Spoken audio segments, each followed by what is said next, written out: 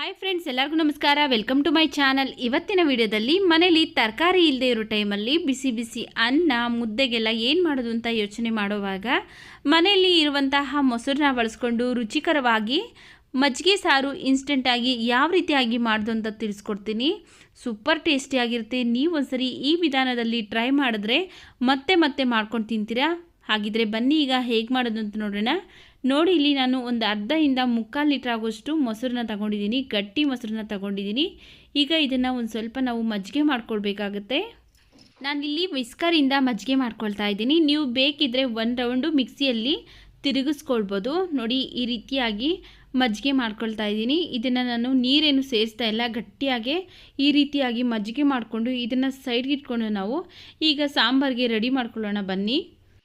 ನೋಡಿ, ಫಸ್ಟು ಒಂದು ಬಾಣಲಿ ಬಿಸಿಗಿಟ್ಟೋದಕ್ಕೆ ನಾನು ಈ ಕಪ್ಪಲ್ಲಿ 1 ಕಪ್ಪು ಕಪ್ಪು ಕಡಲೆಕಾಳನ್ನು ಹಾಕ್ಕೊಂಡು ಹುರ್ಕೊಳ್ತಾ ಇದ್ದೀನಿ. ನಾನಿಲ್ಲಿ ಕಡಲೆಕಾಳಿಂದ ಮಜ್ಜಿಗೆ ಸಾಂಬಾರನ್ನ ಮಾಡ್ತಾ ಇದ್ದೀನಿ. ನೀವು ಕಡಲೆಕಾಳನ್ನು ಬದಲಾಗಿ ಒಣಗಿರುವಂತಹ ಅವರೆಕಾಳು ಹಾಗೆಯೇ ಹುರುಳಿಕಾಳಲ್ಲೂ ಸಹ ಮಾಡ್ಕೊಳ್ಬೋದು. ನೋಡಿ, ಈ ರೀತಿಯಾಗಿ ಕಡಲೆಕಾಳನ್ನೆಲ್ಲ ಹುರ್ಕೊಂಡಾಗಿದೆ. ಈಗ ಸ್ಟವ್ ಆಫ್ ಮಾಡಿಕೊಂಡು ಈಗ ಹುರ್ಕೊಂಡಿರುವಂತಹ ಕಡಲೆಕಾಳನ್ನು ವಾಶ್ ಮಾಡಿ ಒಂದು ಕುಕ್ಕರ್ಗೆ ಹಾಕ್ಕೊಳ್ತಾ ಇದ್ದೀನಿ. ನೋಡಿ, ಹಾಗೆಯೇ ಇದಕ್ಕೆ ಬೇಯಿಸೋದಕ್ಕೆ ಬೇಕಾಗುವಷ್ಟು ನೀರನ್ನು ಸೇರಿಸಿ ಈಗ ಕುಕ್ಕರ್ ಲಿಡ್ನ ಕ್ಲೋಸ್ ಮಾಡಿ ಸ್ಟವ್ ಮೇಲೆ ಇಟ್ಟು 2 ವಿಷಲ್ ಕೂಗಿಸ್ಕೊಳ್ಬೇಕಾಗತ್ತೆ. ಕಡಲೆಕಾಳು ಬೇಯಿಸೋಷ್ಟರಲ್ಲಿ ನಾವು ಮಸಾಲ ರುಬ್ಕೊಳ್ಳೋಣ. ಒಂದು ಮಿಕ್ಸಿ ಜಾರ್ಗೆ 1 ಗಡ್ಡೆ ಬೆಳ್ಳುಳ್ಳಿನ ಸಿಪ್ಪೆ ತೆಗೆದು ಹಾಕ್ಕೊಂಡಿದ್ದೀನಿ. ಹಾಗೆ ಇಲ್ಲಿ ಒಂದು 2 ಸ್ಪೂನ್ ಆಗುವಷ್ಟು ಅಕ್ಕಿಯನ್ನು ತೊಳೆದುಬಿಟ್ಟು ಹಾಕ್ಕೊಳ್ತಾ ಇದ್ದೀನಿ. ನಾರ್ಮಲಾಗಿ ಊಟಕ್ಕೆ ಬಳಸುವಂತಹ ಅಕ್ಕಿನ ಹಾಕ್ಕೊಂಡಿದ್ದೀನಿ. ಹಾಗೆಯೇ ಒಂದು 5ರಿಂದ 6 ಹಸಿಮೆಣಸಿನಕಾಯಿ, 1 ಸ್ಪೂನ್ ಇಲ್ಲಿ ಕಾಳು ಮೆಣಸು ಹಾಕ್ಕೊಳ್ತಾ ಇದ್ದೀನಿ. ಹಾಗೆಯೇ ಒಂದು ಅರ್ಧ ಸ್ಪೂನ್ ಆಗುವಷ್ಟು ಜೀರಿಗೆ. ಮೇಯ್ನಾಗಿ ಬೇಕಾಗಿರುವಂಥದ್ದು ಮಜ್ಜಿಗೆ ಸಾರಿಗೆ ಜೀರಿಗೆ ಮತ್ತು ಮೆಣಸೆ. ಹಾಗೆಯೇ ಒಂದು 1/4 ಟೀ ಸ್ಪೂನ್ ಆಗುವಷ್ಟು ಅರಿಶಿನ ಪುಡಿ, ಸ್ವಲ್ಪ ಕೊತ್ತಂಬರಿ ಸೊಪ್ಪು. ಹಾಗೆಯೇ ಈ ಕಪ್ಪಲ್ಲಿ 1 ಕಪ್ಪು ನಾನಿಲ್ಲಿ ಹಸಿ ಕೊಬ್ಬರಿ ಹಾಕ್ಕೊಳ್ತಾ ಇದ್ದೀನಿ. ಹಾಗೆಯೇ ಇದಕ್ಕೆ ನೀರನ್ನು ಸೇರಿಸಿ ನುಣ್ಣಗೆ ರುಬ್ಕೊಳ್ಬೇಕು. ಕೆಲವೊಬ್ಬೊಬ್ಬರು ಅಕ್ಕಿ ಬದಲಾಗಿ ಕಡಲೆಬೇಳೆನ ನೆನೆಸ್ಬಿಟ್ಟು ಹಾಕ್ಕೊಳ್ತಾರೆ. ನಾನಿಲ್ಲಿ ಅಕ್ಕಿ ಹಾಕಿ ಮಾಡ್ತಾಯಿದ್ದೀನಿ. ನಮ್ಮನೇಲಿ ಯಾವ ರೀತಿಯಾಗಿ ಮಾಡ್ತಿರಲ್ಲ ಅದೇ ರೀತಿಯಾಗಿ ನಾನು ನಿಮಗೆ ತಿಳಿಸ್ಕೊಡ್ತಾ ಇದ್ದೀನಿ. ಈ ರೀತಿ ನುಣ್ಣಗೆ ರುಬ್ಕೊಂಡು ಸೈಡ್ ಇಟ್ಕೊಂಡಿದ್ದೀನಿ. ನೋಡಿ, ಇಲ್ಲಿ 2 ವಿಷಲ್ ಬಂದಿದೆ. ಕಡಲೆಕಾಳು ಓಪನ್ ಮಾಡ್ತಾಯಿದ್ದೀನಿ ಕುಕ್ಕರು. ಕಡಲೆಕಾಳೆಲ್ಲ ಇಷ್ಟು ಬೆಂದರೆ ಸಾಕಾಗುತ್ತೆ. ಇದರಲ್ಲಿ ಇರುವಂಥ ನೀರನ್ನೆಲ್ಲ ನಾನು ಸಪ್ರೇಟ್ ಮಾಡಿ ಇಟ್ಕೊಳ್ತೀನಿ. ಹಾಗೆಯೇ ಒಂದು ಬಾಣಲಿ ಬಿಸಿಗಿಟ್ಟು ಅದಕ್ಕೆ ನಾನು ಒಂದು 2 ಸ್ಪೂನ್ ಆಗುವಷ್ಟು ಎಣ್ಣೆ ಹಾಕ್ಕೊಳ್ತಾ ಇದ್ದೀನಿ. ಎಣ್ಣೆ ಬಿಸಿ ಆದಮೇಲೆ ಒಂದು ಅರ್ಧ ಸ್ಪೂನ್ ಆಗುವಷ್ಟು ಸಾಸಿವೆ ಹಾಕ್ಕೊಳ್ತಾ ಇದ್ದೀನಿ. ಹಾಗೆಯೇ ಇದಕ್ಕೆ ನಾನು ಒಂದು ದೊಡ್ಡ ಸೈಜ್ ಈರುಳ್ಳಿನ ಈ ರೀತಿ ದೊಡ್ಡದಾಗಿ ಕಟ್ ಮಾಡಿ ಹಾಕ್ಕೊಳ್ತಾ ಇದ್ದೀನಿ.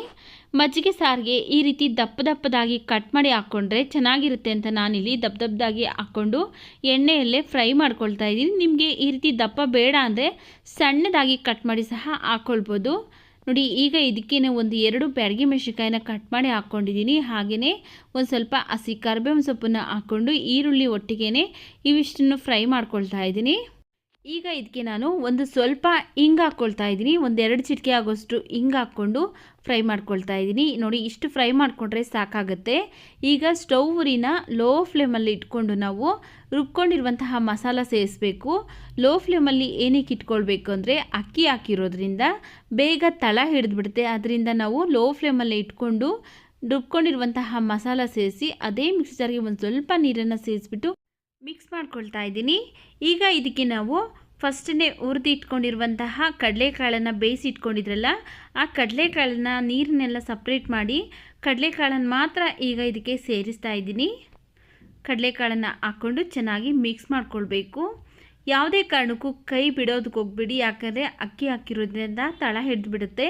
ಆದ್ದರಿಂದ ಕೈ ಬಿಡದೇ ಇರೋ ಥರ ಚೆನ್ನಾಗಿ ಒಂದು 2ರಿಂದ 3 ನಿಮಿಷ ಫ್ರೈ ಮಾಡ್ಕೊಳ್ಳೋಣ. ನೋಡಿ, ಇಲ್ಲಿ ಒಂದು 2ರಿಂದ 3 ನಿಮಿಷ ಆಗಿದೆ. ಈಗ ಸ್ಟವ್ ಆಫ್ ಮಾಡಿಕೊಂಡು ಇದನ್ನು ಕಂಪ್ಲೀಟಾಗಿ ತಣ್ಣಗಾಗಿ ಬಿಟ್ಬಿಡ್ಬೇಕು. ಯಾಕಂದರೆ ಮಜ್ಜಿಗೆ ಸೇರಿಸಬೇಕು.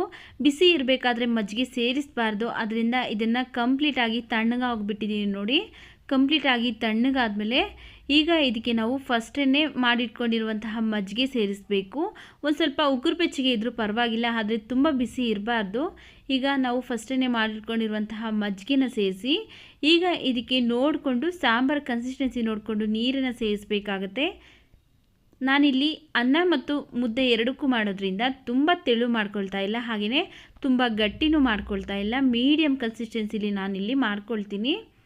ನೋಡ್ಕೊಳ್ಳಿ. ನಿಮಗೆ ಅನ್ನಕ್ಕೆ ಮಾಡೋರಿದ್ದರೆ ಒಂದು ಸ್ವಲ್ಪ ನೀರನ್ನು ಜಾಸ್ತಿನೇ ಹಾಕ್ಕೊಳ್ಬೋದು. ನಿಮಗೆ ಸಾಂಬಾರು ಯಾವ ಹದಕ್ಕೆ ಬೇಕಾಗುತ್ತಲ್ಲ ಆ ಹದಕ್ಕೆ ನೋಡಿಕೊಂಡು ನೀವು ನೀರನ್ನು ಸೇರಿಸ್ಕೊಳ್ಳಿ. ನಾನಿಲ್ಲಿ ಇನ್ನು ಸ್ವಲ್ಪ ನೀರನ್ನು ಸೇರಿಸ್ತಾ ಇದ್ದೀನಿ. ಸ್ವಲ್ಪ ಗಟ್ಟಿ ಆಯಿತು ಜಾಸ್ತಿ ಅಂತ ಇನ್ನು ಸ್ವಲ್ಪ ನೀರನ್ನು ಸೇರಿಸಿ ಚೆನ್ನಾಗಿ ಮಿಕ್ಸ್ ಮಾಡ್ಕೊಳ್ತಾ ಇದ್ದೀನಿ. ನಾನಿಲ್ಲಿ ಫಸ್ಟೇ ಉಪ್ಪನ್ನು ಸೇರಿಸಿಲ್ಲ, ಯಾಕಂದರೆ ಮಜ್ಜಿಗೆ ಎಲ್ಲ ಹುಳಿ ಇರುತ್ತಲ್ಲ, ಅದರಿಂದ ಲಾಸ್ಟಲ್ಲಿ ನೋಡಿಕೊಂಡು ಸಾಂಬಾರು ಕನ್ಸಿಸ್ಟೆನ್ಸಿ ಹಾಗೆಯೇ ಸಾಂಬಾರು ಎಷ್ಟಿರುತ್ತೆ ಅಷ್ಟು ನೋಡಿಕೊಂಡು ಈಗ ಲಾಸ್ಟಲ್ಲಿ ಉಪ್ಪನ್ನು ಸೇರಿಸ್ತಾ ಇದ್ದೀನಿ. ಉಪ್ಪನ್ನು ಸೇರಿಸಿ ಚೆನ್ನಾಗಿ ಮಿಕ್ಸ್ ಮಾಡ್ಕೊಳ್ತಾ ಇದ್ದೀನಿ. ಆಲ್ರೆಡಿ ಒಗ್ಗರಣೆ ಎಲ್ಲ ಹಾಕಿರೋದ್ರಿಂದ ಲಾಸ್ಟಲ್ಲಿ ಉಪ್ಪನ್ನು ಸೇರಿಸಿ ಚೆನ್ನಾಗಿ ಮಿಕ್ಸ್ ಮಾಡ್ಕೊಂಡಿದ್ದೀನಿ. ಈಗ ಮಜ್ಜಿಗೆ ಸಾರು ರೆಡಿಯಾಗಿದೆ. ಬಿಸಿ ಬಿಸಿ ಅನ್ನ ಮುದ್ದೆ ಜೊತೆಗೆ ಸಖತ್ ರುಚಿಯಾಗಿರುತ್ತೆ. ಈ ವಿಡಿಯೋ ನಿಮಗೆ ಇಷ್ಟವಾಗಿದ್ದರೆ ಈ ವಿಡಿಯೋಗೊಂದು ಲೈಕ್ ಮಾಡಿ, ಈ ವಿಡಿಯೋವನ್ನು ನಿಮ್ಮ ಫ್ಯಾಮಿಲಿ ಫ್ರೆಂಡ್ಸ್ಗೆ ಶೇರ್ ಮಾಡಿ. ನಮ್ಮ ಚಾನಲ್ಗೆ ನೀವೇನಾದರೂ ಹೊಸದಾಗಿ ನೋಡ್ತಾ ಇದ್ದರೆ ಪ್ಲೀಸ್ ನಮ್ಮ ಚಾನಲ್ಗೆ ಸಬ್ಸ್ಕ್ರೈಬ್ ಮಾಡಿಕೊಂಡು ಸಪೋರ್ಟ್ ಮಾಡಿ.